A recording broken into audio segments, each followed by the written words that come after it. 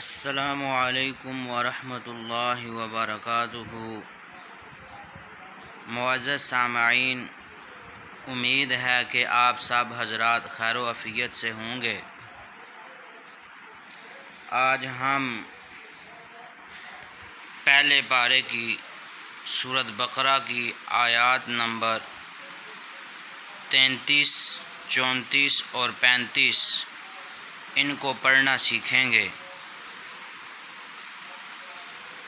اعوذ باللہ من الشیطان الرجیم، بسم اللہ الرحمن الرحیم۔ قال یا آدم انبئهم بأسمائهم فلما أنبأهم بأسمائهم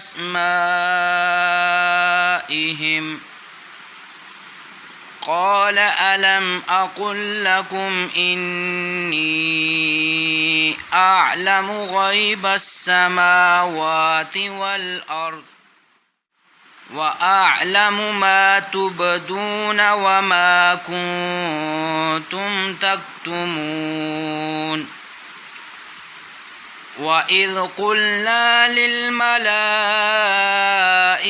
اسْجُدُوا لِآدَمَ فَسَجَدُوا إِلَّا إِبْلِيسَ أَبَى وَاسْتَكْبَرَ وَكَانَ مِنَ الْكَافِرِينَ